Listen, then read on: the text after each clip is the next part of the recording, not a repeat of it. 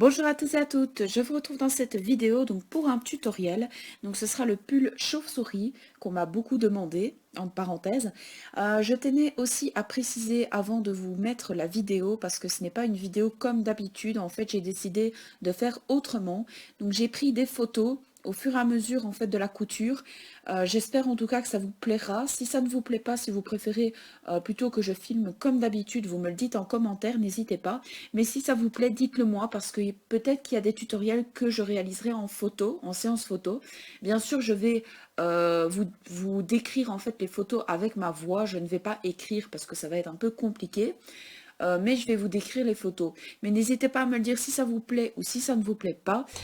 On commence tout de suite avec les accessoires qu'il vous faut pour ce tutoriel. Donc une paire de ciseaux, un morceau de tissu, du fil, une aiguille et un bic. J'ai oublié de préciser, il faut aussi des pressions et des décorations, bien évidemment.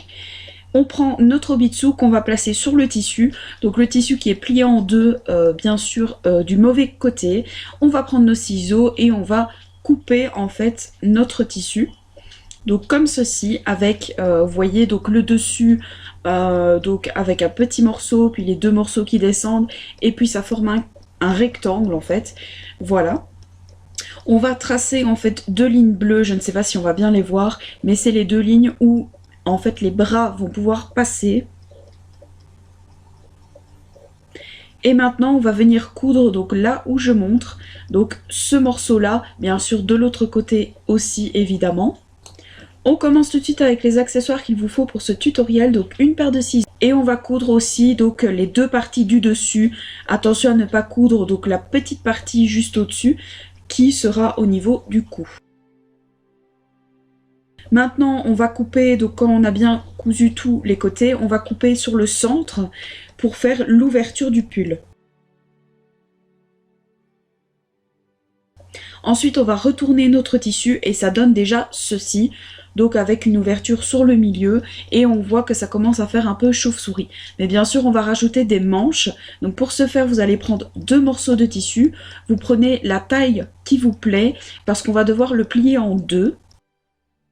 Donc c'est vraiment pour faire le contour des manches pour que ça fasse beaucoup plus joli. Là ils sont pliés en deux par exemple, il faut vraiment les plier en deux du bon côté du tissu. Et maintenant on va venir les coudre donc au niveau des bras parce que c'est beaucoup plus joli si on rajoute une petite manchette, sinon on ne verra pas bien que ça fait un effet chauve-souris. Donc là on voit que j'ai fini de coudre et je vais retourner juste après donc la petite manche pour vous montrer ce que ça donne en résultat. Donc voilà le résultat avec une manche faite et une manche pas faite, vous voyez que ça donne beaucoup mieux. Je trouve que c'est vachement plus joli comme ça. Personnellement, en tout cas, moi je préfère. On continue donc forcément, on a fait la deuxième manche hein, qui est le même principe. Et maintenant on va mettre les pressions, donc j'avais oublié de mettre en fait dans la photo pour les accessoires qu'il vous faut, mais on va rajouter des pressions pour pouvoir fermer le petit pull.